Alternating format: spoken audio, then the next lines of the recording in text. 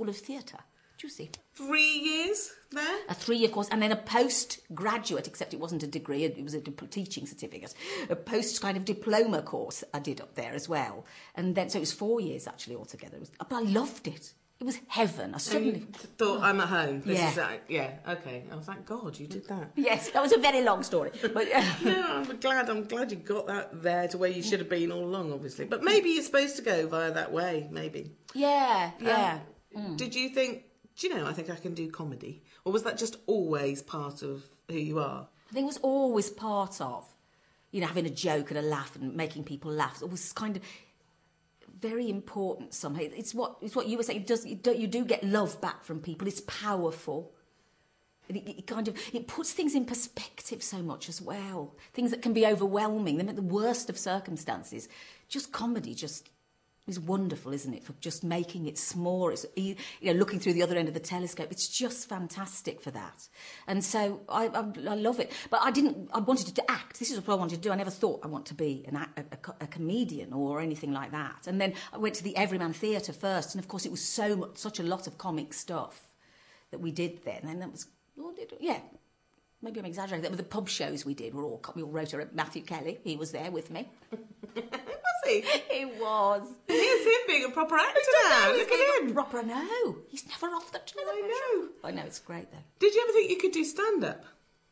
No. I wouldn't know where to start, really. You'd have to write it, wouldn't you? Yeah. Have you never desired to write? Oh, yeah. I mean, I've written sort of daft things like, not daft things, but, like about my pregnancy. I wrote a little book about it, but I've never thought of standing up and telling jokes. Don't know. Did you go and see people doing that ever? Were you around kind of comedy clubs and stuff? Did you? No, not really. Okay. No, not until I met Vic. And you met her where? At the Bush Theatre in 1978. Okay, so you'd already qualified and everything. It wasn't, didn't meet as students then? No, yes, we did. She came and auditioned at Manchester Polytechnic. And I remember this little girl with glasses throwing up in a bucket. She was so nervous. And she didn't get in. I mean, they've never lived it down at Manchester Polytechnic. I've had letters because I've told everybody, the world and his wife, that she didn't get in. So I eventually got a letter off the director of Manchester Polytechnic saying, "Oh, right, we're sorry she didn't get in. Just stop saying it." Yes. Well, how do you know she threw up in a bucket? Were you there? Yes, I was ushering people through. Oh. And, sort of in a leotard, sort of showing off. I'm already here. Yes. I'm already a student. I'm rather clever. Yes. You're not yet. You might not get in, any of you. You might not be good enough like me. And it was like that. And then I met at 1978 at the Bush when we did this thing called In at the Death, which the audience were every night. And she wrote this really funny, like the playlets they were meant to be called. But they were like big sketches. And she wrote a really funny sketch, and I was in it with her, and that's how we met. It was brilliant. Do you think if you hadn't done the stuff with Vic, do you think you would have sought out the chance to do sketches ever with anybody else? Oh, I think I would have, yeah, because I loved them, sketches. Yeah, absolutely, I would have, I think. I mean, I did other sort of comedy, like Alan Bennett and Alan Bleasdale and things like that, but not, only Vic have I done the sketches, and I adore them. Yeah. Just love them, those characters. And will you always do some comedy, do you think? Do you think you'll always seek it out? Oh, I hope so, yeah. I mean, because, I don't know, it's just a great healing thing. I know that sounds wanky, but it is. It's not at all wanky, I think that's right. But there are a lot of actresses who regard comedy as a slightly lower form of something. That's because they can't do it, I think. Yes, I think people, because you can't teach it. It's the one thing you can get people to learn how to cry, But you can't, well, maybe that's not the right example, but a lot of straight actors can't do comedy. All comedians are good actors. I've never seen one be in anything that who isn't a good actor. And there's just something about it, because it's a real understanding, isn't it, of what makes us tick. I think possibly, you tell me, the comedy work you've done makes people love you so much that they carry the love into the other stuff that you do as well. Do you think that's... I suppose, yes, I think so. In some ways, I think comedy's far more revealing than sort of tragic roles are. And and there's a sort of... Because there's a kind of acknowledgement somewhere in comedy, isn't there, of human sort of fragility and vulnerability.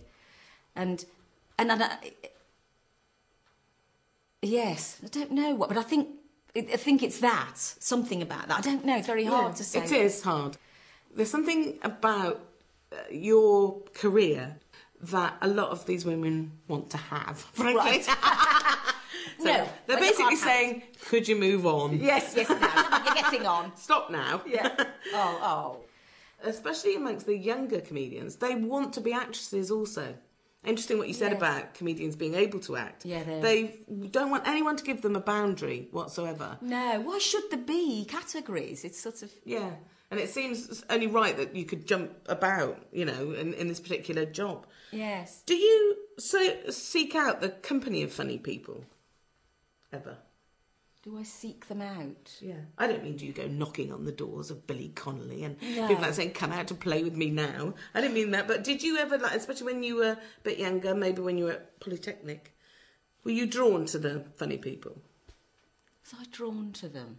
Yes, up to a point. Yes, more so than people with no sense of humour. That's very difficult, isn't it? No, so yeah, definitely drawn to people who make me laugh, and I want to find out what makes them laugh. And you couldn't be in a big relationship with somebody then who didn't make you laugh? No, because Grant makes me laugh. I love his sense of humour because it isn't the same as mine, and I love the things that make him laugh. And yes.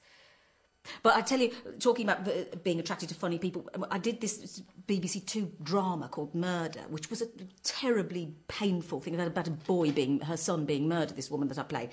And Imelda Staunton played the policewoman in it. Well, I used to wait for the day. Is Imelda in? Wait for her because she's just so funny. She just made me, she was telling me stories about when she was at the RSC, and I used to get in the bath that night and just think about these stories and really laugh, you know, and I was like, thank you, Imelda, thank you. She was a company of other women that are funny, actually. I was thinking that when you did Calendar Girls. Oh, yeah. I remember seeing you all getting up to get yet another award for that. I'm thinking that looks like that must have been great fun with that group of people. Because we were all the same age, all flushing together. And yes, it was really good. Who was on HRT? He was working it. And all, yeah, it was just really lovely. How do you go about putting a character together? What's the process that do you have a process? Not really. It comes usually from, sometimes I read a script and think, oh yeah, and you sort of feel it inside. I know who this is, right?